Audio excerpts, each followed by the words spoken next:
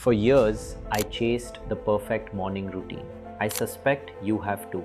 Wake up at 5 a.m., meditate for 20 minutes, journal 3 pages, exercise, cold water, affirmations, read before sunrise. It sounds beautiful on paper. I would do it faithfully for about 9 days. Then life would intervene. A late call from the hospital about a critical finding.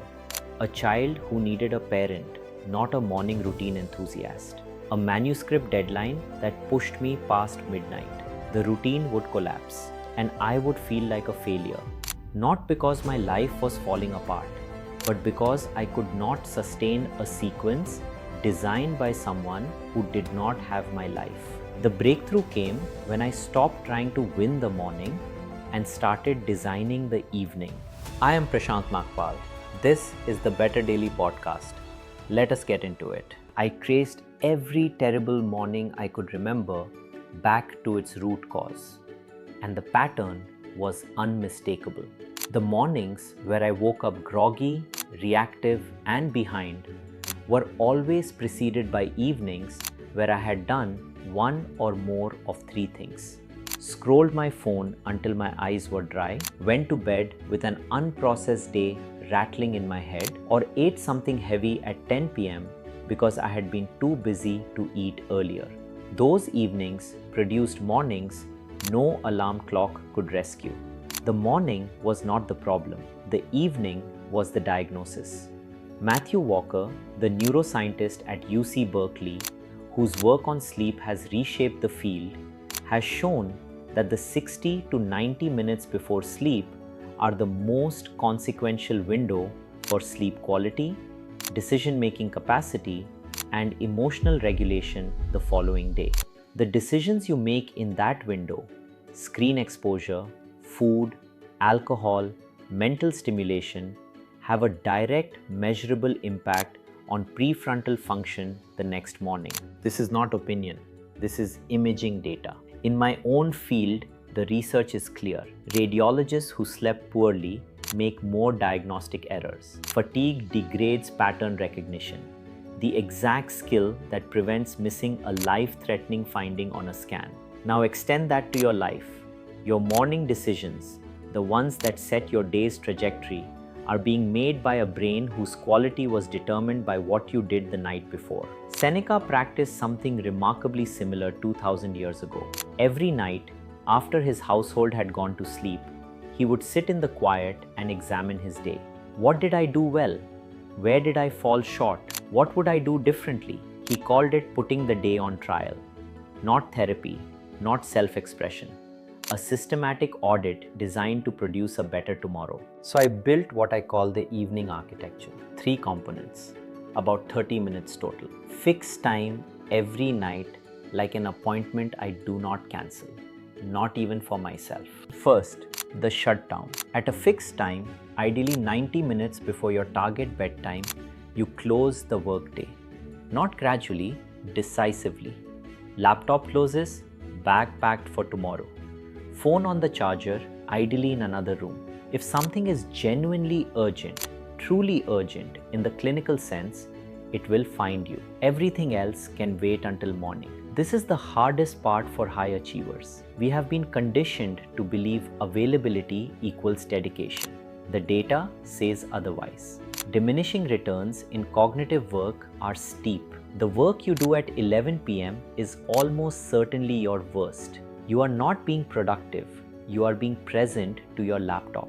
There is a difference. Second, the brain dump. 2 minutes, a notepad wherever you end the day.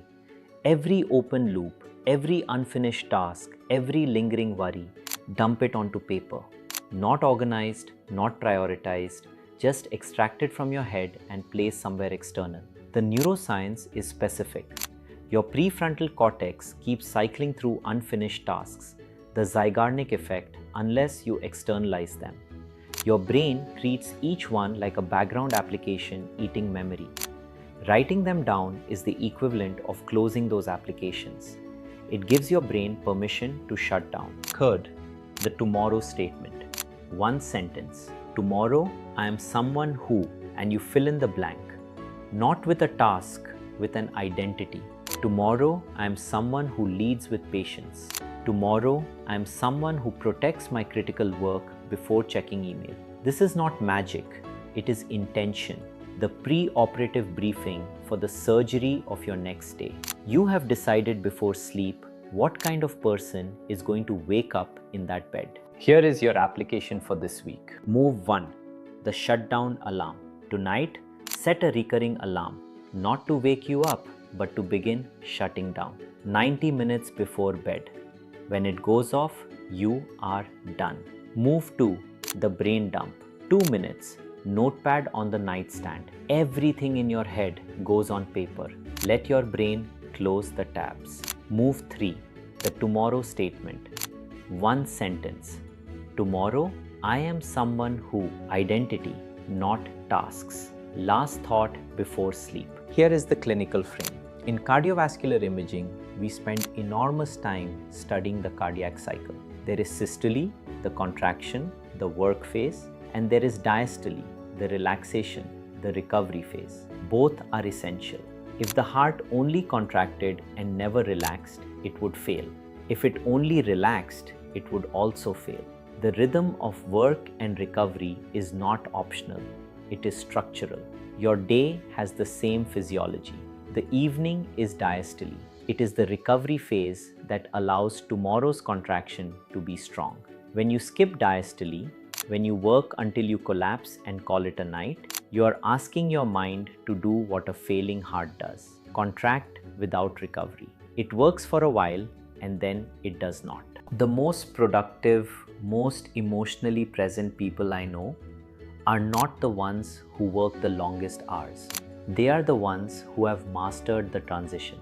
They know how to close the day and cross into rest with intention. Their mornings do not need to be heroic because their evenings did the work. One more thing, because I think this is the part most people miss. When I first implemented this, my wife noticed before I did. She said, "You seem different at night, more here." She was right.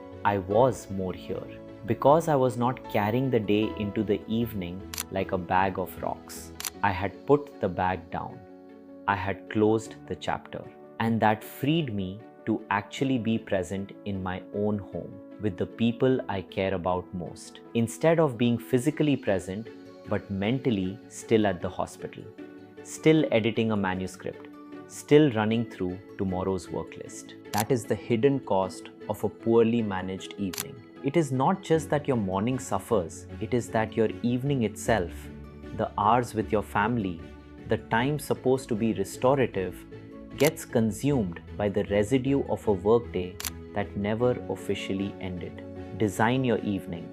Watch your morning transform without any additional effort. I am Prashant Nagpal.